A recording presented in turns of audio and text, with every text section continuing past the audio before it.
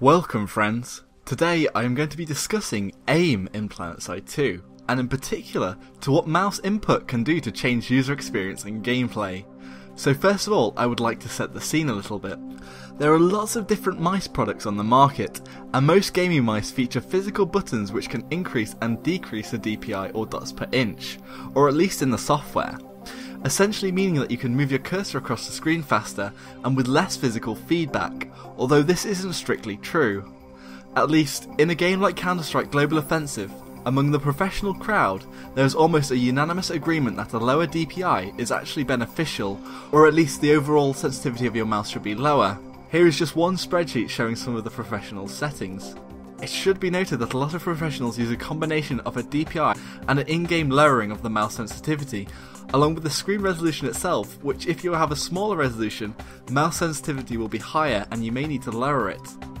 Another thing I should mention right off the bat is that if you're playing with mouse acceleration, you should turn it off, as it can make every movement of your mouse different as to how far your crosshair will move across the screen, due to the fact that it could accelerate or decelerate depending on how fast you move your mouse. And you can check this if you have this on in the options and turn it off. So it is very important to have none of this on when you play, so that through muscle memory you can subconsciously learn to aim your weapons. Also, outside of the game, you should go to your Windows control panel, then to mouse settings, and go to pointer options, and set the motion to the 6th notch, which is neutral, and also turn off the enhance pointer precision, as that can also affect your aiming. So basically the mouse input will always be consistent in its raw state. This may take a while to get used to, by the way, if you've been used to acceleration at least, but you should be able to notice a difference after some play with it. So in CSGO, it is almost paramount to get headshots and generally be accurate with your weapons, as with most weapons a clean headshot can be an almost one-shot kill. It is almost a given that a good player that comes behind you or from your side will kill you before you can spin around to fire back, and this spinning around is where a high DPI may be actually helpful. So needing a lower DPI is more prevalent in CSGO, as on most occasions the combat occurs in fairly small environments where there are only a set amount of places people can attack from.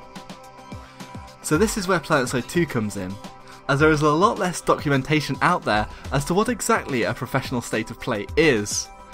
It feels like much more of a grey area, although I think a lot of the higher ranked players will still echo the sentiment that having a lower DPI or overall mouse sensitivity is better than having a high sensitivity. However, I would like to explore the effect that Planetside 2 environment and game mechanics might change the need for that very controlled twitch-based aim. So first of all, I think there are classes that especially lend themselves to more mainstream aiming settings.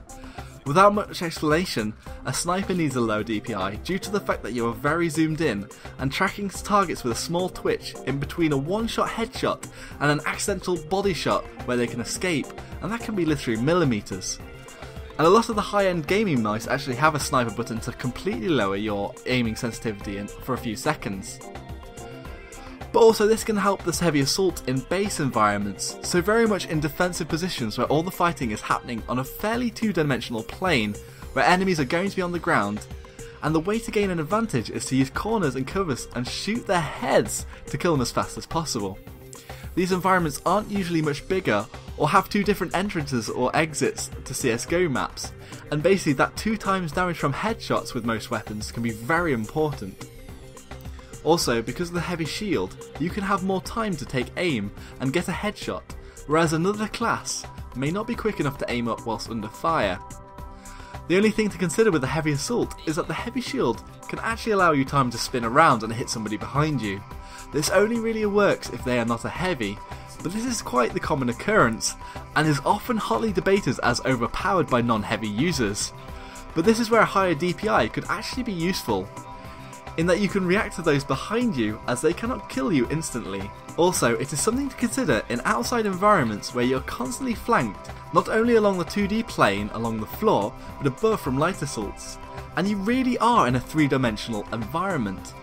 People can often come from any rock face, roof or purple crystal, and you may need to be able to quickly react to that.